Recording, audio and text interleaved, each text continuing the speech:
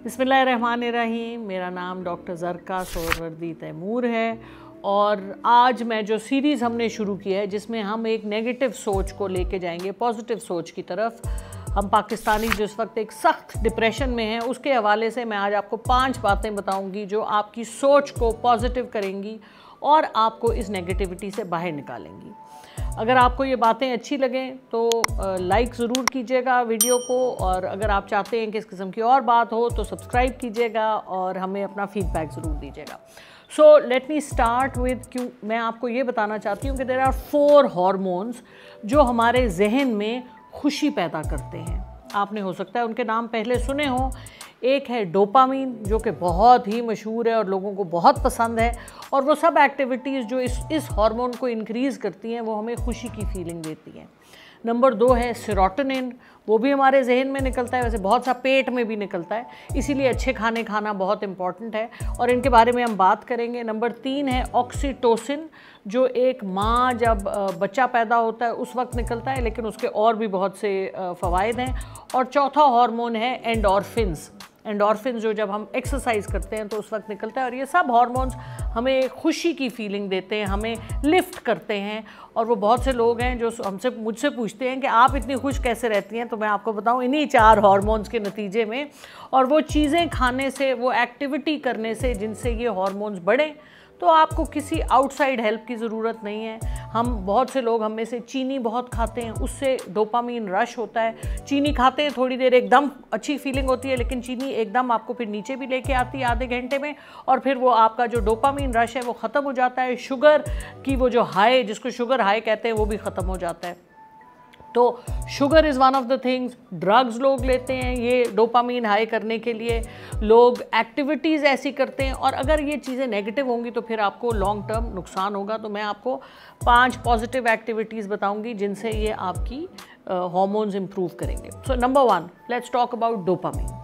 सो dopamine brain में भी release होता है, पेट में भी रिलीज़ होता है, इसलिए इट्स वेरी इंपॉर्टेंट कि हम हमारी जो खुराक है, we are what we eat, तो खुराक हमारी जितनी ज़्यादा नेचुरल हो सके, और जो मैं कहती हूँ कि आप गार्डनिंग करें, अपनी सब्ज़ी खुद उगाएं और फिर वो आप खाएं, तो आपके गट हेल्थ के लिए बहुत अच्छा है। गट हेल्थ में हमें हमारे अंदर, हमारे जिस्म में जितने सेल्स, खलिए हैं, उससे कई गुना ज़्यादा, अरब हमारे जिस्म के अंदर अंतड़ियों में हमारे माइक्रोब्स हैं, बैक्टीरिया हैं, जो हमें ये हार्मोन्स निकाल के देते हैं और हमारी सेहत को इम्प्रूव करते हैं।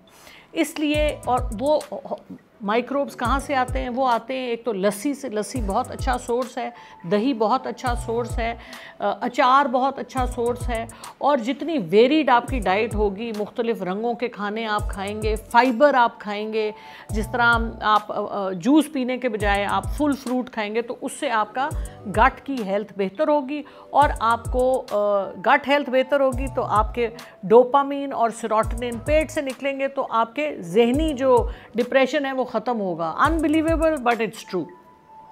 सो डोपामीन, अगर आपने सो डोपामीन के बारे में मैंने आपको ये बताया। सेरोटोनिन अनदर हार्मोन जो हमें फील गुड कराता है, जो हमारे मूड को एलिवेट करता है। मूड, जो डिप्रेशन होता है, तो जब हम चॉकलेट खाते हैं मसलन, तो उससे सेरोटोनिन बढ़ती है और आपको फीलिंग ऑफ मूड अच्छा हो जाता है। सो सेरोटोनिन हो गया। ऑक्सीटोसिन, जैसे मैंने आपको बताया कि जचकी बचकी में होता है, लेकिन उसके अलावा जब हम किसी को गले लगाते हैं, हाँ वो कोई भी हो, जो लोग कुत्ते बिल्लियाँ रखते हैं उनको गले लगाने से ऑक्सीटोसिन इंक्रीज़ करता है। इसीलिए लोग जानवर रखते हैं, क्योंकि जानवर आपको प्यार करते हैं। तो किसी भी इंसान का किसी चीज़ को अगर आप मसाज भी कराते हैं, उससे भी ऑक्सीटोसिन आपका बढ़ता है। तो दीज हार्मोन्स ही इस तरह से निकलते हैं। और चौथा हार्मोन जिसके बारे में मैं बताना चाह रही हूँ वो है एंडोर्फिन, जो स्पेसिफिकली ये ओपिएट्स की तरह होते हैं। जिस तरह लोग हेरोइन का नशा करते हैं या लोग अफीम का नशा करते हैं, उससे जो खुशी होती है वही खुशी आपको होती है जब एंडोर्फिन्स रिलीज़ होते हैं, और ये रिलीज़ होते हैं वर्जिश से। इसलिए वर्जिश करना बड़ा ज़बरदस्त काम है। कोई भी ऐसी चीज़ जिसमें थोड़ी सी दर्द हो और उसके बाद खुशी हो, तो वो आपको आपके एंडोर्फिन्स रिलीज़ करती है, और एंडोर्फिन्स आपका मूड लिफ्ट करते हैं। एक्सरसाइज, इसीलिए जितनी एक्सरसाइज करेंगे उतनी आपकी सेहत इंप्रूव करेगी। तो कंसिडर दीज 4 हार्मोन्स। अब मैं आपको 5 चीज़ें बताने लगी हूँ जिनसे आपके ये हार्मोन्स बढ़ेंगे। सो नंबर 1, खुराक में आप मुख्तलिफ रंगों की सब्ज़ियाँ और मुख्तलिफ रंगों के फल अपनी खुराक में ऐड करें, और इसके साथ आप फाइबर खाएं, यानी आटा है तो ब्राउन आटा खाएं, अगर आप ब्रेड ले रहे हैं तो वाइट ब्रेड ना खाएं, ब्राउन ब्रेड खाएं, और जूस के बजाय आप फुल फ्रूट को खाना शुरू करें ताकि फाइबर आपके जिस्म में जाए। अचार का इस्तेमाल, लस्सी का इस्तेमाल आपके गट की हेल्थ को इम्प्रूव करेगा। नंबर 1 ये था। मैग्नीशियम, पर्टिकुलरली कुछ लोग मैग्नीशियम के सप्लीमेंट्स लेते हैं, उससे भी बहुत आपकी बॉडी में हैप्पीनेस आती है। सो अगर आपको कॉन्स्टिपेशन भी है और अगर आप डिप्रेस्ड भी हैं तो मैग्नीशियम की टैबलेट्स मिलती हैं, वो आप खाएं, उससे बहुत अच्छा रिज़ल्ट आता है। और ख़ुराक में बाकी जो चीज़ें आप खा सकते हैं, पम्पकिन सीड्स और पालक के पत्ते वगैरह वगैरह, बहुत सी चीज़ें। अच्छा जी, नंबर 2 क्या चीज़ आपके हैप्पी हार्मोन्स को इंक्रीज़ करेगी, वो है आपकी नींद। रात की 6 से 8 घंटे की नींद हमारे ब्रेन के अंदर हीलिंग कराती है, बॉडी में हीलिंग कराती है। मेलाटोनिन जो बहुत ही इम्पॉर्टेंट हार्मोन है वो निकलता है और वो आपके जहन को रेस्ट देता है, जिस्म को रेस्ट देता है, तो आपकी वाइटैलिटी इंक्रीज़ करती है। इस रात की नींद में बहुत इम्पॉर्टेंट है कि अंधेरा हो, लाइटें ऑन करके ना सोएं। अगर अंधेरा होगा तो मेलाटोनिन सिक्रीट होगा, मेलाटोनिन सिक्रीट होगा तो आपकी फीलिंग्स बेहतर होंगी, आपका डिप्रेशन कम होगा। ट्राई करके देखें। रात को अगर आपकी डिस्टर्ब नींद है, 3 बजे सोते हैं और सुबह लेट उठते हैं, तो आपकी खुशी हमेशा वो डार्क सर्कल्स वाली स्टोरियाँ भी होती हैं। सो इसलिए प्लीज़ रात को सोएं 6 से 8 घंटे और उसमें अंधेरा करके सोएं। वेरी वेरी इंपॉर्टेंट, लाइट ना ऑन छोड़ें। दो बातें हो गई।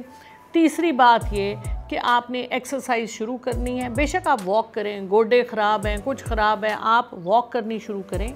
और अगर दिल नहीं करता, गर्मी लगती है, तो एसी के कमरे में ही थोड़ी सी स्ट्रेचिंग कर लें। 15-20 मिनट सुबह के इस काम के लिए रखें, बहुत इम्पॉर्टेंट है।